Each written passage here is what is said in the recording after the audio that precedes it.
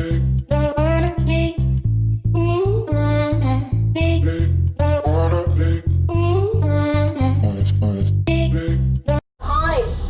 you happen to lose anything from the trolley, we cannot stop to retrieve it. At this time, we will ask you to please silence all digital devices and to keep conversation to a minimum out of respect of those nearby trying to listen.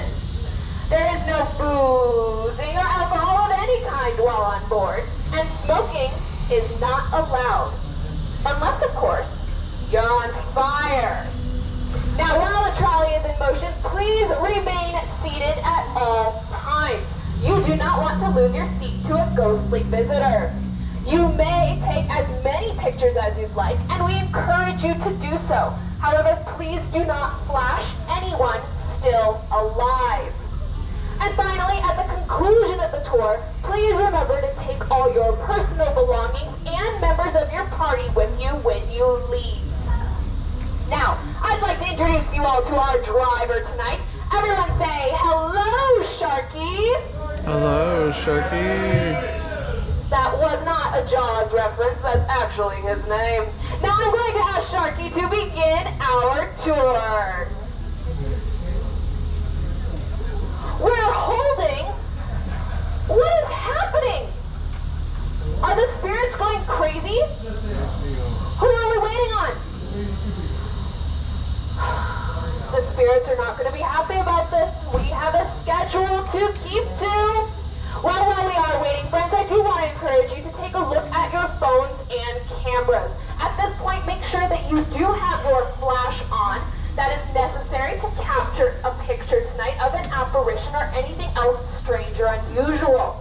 And if you do happen to capture anything strange or unusual in your photos, do post it with hashtag Ghosts and Gravestones, because we would love to see them too. They may also be added to our ghost books inside Cromwell's, and of course, I would love to see them. You can also show them to me at the end of our tour tonight if you think you've captured anything interesting. And even if you don't think you've captured anything interesting, I encourage you to wait about 2 to 3 days to check your photos then and see what you find. We're good now? We are good to go. So I would like to ask our driver, Sharky, to begin our tour. Now, Sharky is working on getting his driver's license back after a minor incident with a hearse last week. And if he can get us all the way through the city and back safely tonight, he'll be one step closer to success. So let's all be supportive. Now, do you all have your cameras and phones ready for tonight? Yes? Yeah. Well, tonight you are all honorary ghost hunters. And as I said, we encourage you to take many, many photos. And we recommend that you do so in groups of 3. This way you will have something to immediately compare to see if you've captured any ghostly evidence or not. The types of evidence that you will be looking for tonight are orbs, vortexes, shadow ghosts, and apparitions. Now, orbs are the most commonly photographed anomaly. They appear as a translucent ball of light hovering just above the ground and are often captured with a trail behind them. It is this trail that will help you identify if you've captured an orb or just dust in the wind. Vortexes are also known as funnel ghosts, and they appear just as their name describes them. They show up as a swirling funnel of energy and are often felt as a cold spot. So stay alert. You never know when you may feel a sudden chill. Shadow ghosts, though, are hard to discern from natural shadows. So keep your eyes open. They are incredibly sneaky and evasive. And finally, apparitions. Now, apparitions are what every ghost hunter dreams of capturing. They appear in transparent human form, wearing the clothing of their period. And many believe that this is the clothing that they died in. Now, they too can be quite difficult to capture, as it is said that they can pose right next to you and still not appear in your selfie. But I think we should get started with my favorite story. St. Augustine was founded in 1565, and fierce conflict soon followed. From the north, the French descended on the newly arrived forces, led by none other than Don Pedro Menendez. Now the French were confident that they could overwhelm the Spanish, but there's one thing they didn't take into account: hurricane season. You see, as they attacked, a massive storm erupted off the coast and pummeled their entire fleet, smashing all their ships to pieces. Out of 2,000 sailors, less than 200 would survive. These men did crawl to shore just south of the Matanzas Inlet, where they were captured by none other than the Spanish.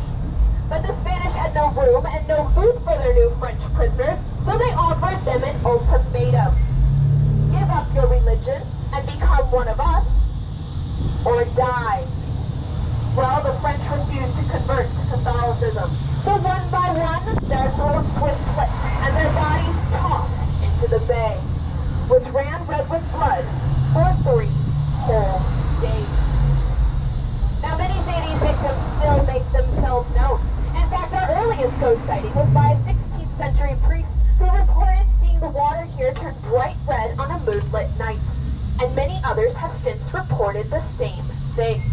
So stay alert if you are out on the water. We are now entering the grounds of the most haunted building in the so much paranormal activity that it is on the National Registry of Haunted Places and has been visited by some of the best in the business. This includes ghost hunters, paranormal seekers, and most recently, kindred spirits. I would like to personally welcome you all to the old jail. In just a moment, we will pause in front of the jail, and I encourage you to take many, many photos, especially focusing on the windows. You see, it is not uncommon for someone to capture a permanent resident peeking back at them. And even if you don't think you've captured anything right at this moment, do enlarge your photos later, and you may just be surprised. Now, why is this building so haunted? Well, the answer may lie in its morbid history. You see, from 1891 to 1953, this was the St. Johns County Jail, and it was designed as an open-air jail. Does anyone know what that means? No windows. Well, it means that all those glass panes behind the iron bars didn't exist. This left the prisoners exposed to the worst that Florida had to offer. In the summer, they would experience extreme heat, humidity, and even torrential downpours. While in the winter, if it was cold enough for frost to cover the ground, it coated their metal bunks inside. There was no such luxury as a mattress. Now, these cells were built to contain 4, but they often housed 10 to 12 prisoners each. To put that into perspective, the distance between the bunks on either sides of these cells, you had to walk sideways between them. And it wasn't just humans that resided here. Anything that could hop, fly, slither, creep, and crawl its way between those bars, well, that was your new bunkmate for the night. The men here would be dragged out in shackles, tossed into convict carts, like the one up under the trees near the flags on your left, at the front of the parking lot. From there, they would be taken to work on the chain gangs and do the jobs that nobody else wanted to do. This included building roads, swamp drainage, and working in the turpentine camps. They would be kept alive on a ration of grits, beans, coffee, and hardtack. Sounds good, doesn't it? Well, at the end of a 12-hour-long day, they would be dragged back here to the jail and tossed back into their overcrowded cells, and got to do it all again the next day. Conditions here were unsanitary and inhumane, to say the least. Take a moment to imagine the stench of those overcrowded cells. Now add in the smell of overflowing toilet buckets. You see, the average life expectancy here was just 2 years. And during that time, prisoners would be plagued with mosquitoes, cockroaches, rats, lice, and bed bugs 24 hours a day. But bathing was provided once a month and in shared bath water. Not too bad if you were the first one in, But can you imagine following 70 others through the same tub? And ladies, we were last. We went after all the men. Now this building was built to contain murderers, horse thieves, and occasionally the innocent, especially when authorities just needed a trumped-up charge to meet their chain gang quotas. These walls were to contain the feelings of hatred, rage, greed, violence, and vengeance.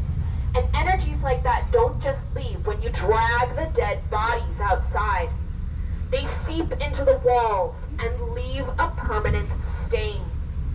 These energies have actually been experienced by tour staff, paranormal investigators, and yes, even guests.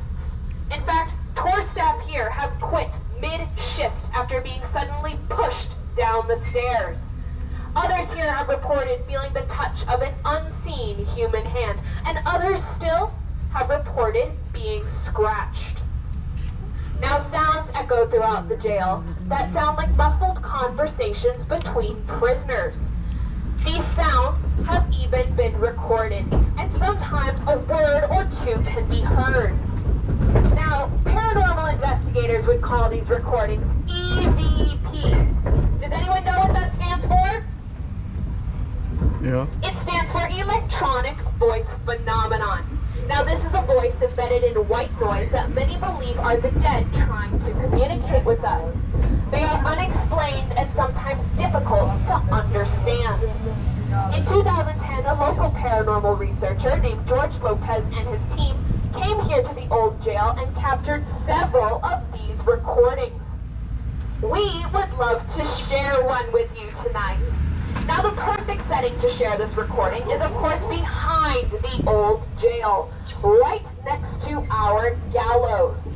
This is also the perfect photo opportunity for the first floor windows, because you see, this is where this particular recording was captured. These windows are death row, and it should be appearing on your right. Ah, yes, Sharky, this is the perfect setting for this recording. So what do you all think? Would you like to hear it? Yeah. Wonderful. We shall play it for you now.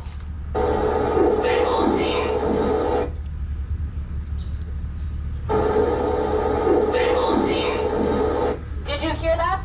It says there was only 8.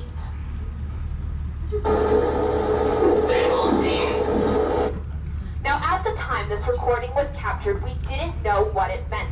But further research into the jail's history would reveal that after all the death this particular building had seen, there were only 8 documented executions. Now, at that same paranormal investigation, another researcher would have the fright of her life. You see, she was part of a team on the 2nd story when she decided that it would be a good idea that night to go all by herself. Now, she stepped around a particular cell block and began to take pictures. During one particular photo, the flash illuminated the space in front of her, and there she saw a man crouched, arms raised. He was bald and wearing jail stripes. He was looking at her and smiling. Well, she only saw him as the flash illuminated the space in front of her, and then she was quickly plunged back into darkness. She panicked, realizing she was all alone, and quickly ran off to find the rest of her team to tell them what had happened. She actually captured this panic in a recording. Would you guys like to hear it? Yes. Yeah. I thought you might. We will play it for you now. Okay. Now that was not cool, dude. I'm really the fact that it seemed like it scared me so bad. I felt screwed up. Oh my God, it was like somebody like was trying to see me like this. You didn't have to do it at all. I'm really serious, like, that screwed me up so bad. You can hear the panic in her voice as she describes the man that she had seen. How he was bald and wearing jail stripes, and he seemed set on scaring her. Well, she quickly fled the cell, fled the jail, and refused to ever return again. Now as we move along, if you think you're brave, or in fact braver than she was, you too can have your own ghost hunting experience with the new Old Jail After Dark experience. So what do you all think? Is anyone on board brave enough to take on such a challenge? Yeah. I am. Oh, you are? Yeah. Braver than I am. Well, just to let you all know that some of our spirits here have been known to make a jailbreak on occasion and have followed some of our guests home. We have received letters. However, it is also said that if you tell a ghost not to follow you, They it cannot. will respect your wishes and stay behind. So I think we should cover our bases and do that right now. On the count of 3, I'd like everyone to say, "Don't follow me, ghost." Ready? 1, 2, 3. Don't follow me, ghost. Well done. And for those of you that didn't do it, I hope you didn't just make a grave mistake. Now as we leave the old jail, do remember that St. Augustine is our oldest city, which means it's home to some of our oldest cemeteries. So what do you all think? Would you like to visit a cemetery or two tonight? Yeah. Of course. Why else would you come on a ghost tour? Well, the first cemetery that we are going to visit is our Huguenot Cemetery.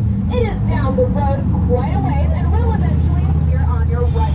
So before we get there, let me tell you a little bit about it. In 1821, supplies began to run low in the city. Thankfully, a supply ship was soon spotted off the horizon and did eventually drift into the bay. Now, when it made it into the bay, citizens here quickly rushed out to board it. However, once on board, all they found were bodies. Bodies everywhere. You see, not one member of the crew had survived, not even the captain. But supplies were supplies, so they grabbed every crate and barrel they could find and brought it with them back into the city. What they didn't realize is that this ship also brought with it yellow fever. Soon the city found itself amidst an epidemic, with up to 12 people dying each day. That may not seem like a lot to you, but do remember that our population back then was not as strong as it is today. Our Huguenot Cemetery was built for our Protestant population, and it soon began to run out of room. So it was decided that they were to dig graves around the cemetery. And these were to be mass graves, with up to 25 bodies in each one. Oh, wow. But hey, if you were the last one into the hole, you got your name on the headstone. Oh, wow. Seems fair, right? Well, many say these victims still make themselves known inside our Huguenot Cemetery, because many believe that they are not resting peacefully. You see, around here, we believe that we are driving upon their final resting places still to this day. So when we get to the Huguenot Cemetery, do have your cameras and phones ready. You may also spot another one of our permanent residents. His name is Judge John Stickney. Now, Judge Stickney was an important man down here in St. Augustine when he unfortunately contracted dengue fever one Halloween night. In denial that he was actually sick, he went forth to Washington, D.C. to visit friends and family, but died a few days later. He was shipped back down here to St. Augustine and buried in the Huguenot Cemetery. After 20 or so years, his family wanted him moved closer to home, so they hired a grave digger. And they must have hired the laziest grave digger in the entire city, because with the job only half done and the coffin only above the ground, he decided to go on a point. At this point, 2 truckers wandered in, saw the coffin, and thought, like anyone old, that they should have a peek inside.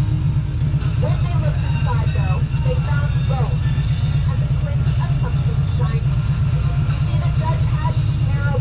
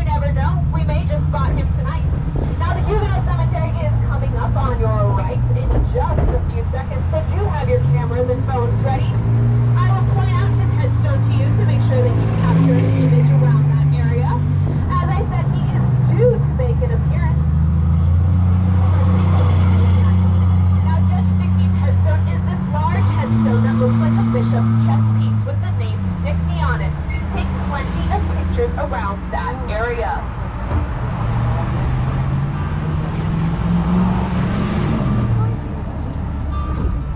Which one is I it? would also like to point out on your left that these are old city gates. And here is where our most famous ghostly resident is often spotted. I would like everyone to say, hello, Elizabeth. Hello, Elizabeth. Now, Elizabeth was the daughter of the gatekeeper, and unfortunately she and her father both passed away during the yellow fever epidemic. But many today still see a young girl in period clothing waving to cars as they pass by. In fact, tourists will often ask shopkeepers about our young child reenactor. But I will tell you right now, we have no child reenactors here in St. Augustine. This is Elizabeth. She likes to appear in solid form. And if you make direct eye contact with her, she will slowly disappear into a mist. But she still likes to say hello now and again. Before you leave St. Augustine, I encourage you to go stand between our old city gates. If you do this, you may feel a sudden heaviness in the air and a sudden cold chill. If you do this and you feel these things, make sure you mind your manners and say, hello, Elizabeth. Now, Sharky is driving us to our oldest Where'd they say to do cemetery that? here in St. Augustine. Where'd they say to do that This at? is the Mato Cemetery, and it was a Spanish Catholic burial site from 1773 to 1884. I do have a question for everyone on board. Does anyone know what Mato means in Spanish? No. Any guesses? Well, that's okay, because it's a trick question. You see, Mato isn't actually Spanish. Yeah, I didn't It's think the so. name of the Native American chief, village, and burial site that was all here well before. So that's perhaps why this particular cemetery is so active, because we have one cemetery on top of another. Oh, In gosh. fact, many strange sounds, unusual lights, and even apparitions have all been spotted here. So do take plenty of pictures. I'd also like to point out the small white building in the back. Make sure you all take a glance that way, because I'm going to tell you the explosive tale of the man that flies there a little later on. All these cars parked here kind of suck. Can you all hear me? Wonderful. I thought I would come up close and personal for this one. Now, here at the Mato Cemetery, 100 years ago, two boys decided to camp out here overnight. Well, it was actually a dare.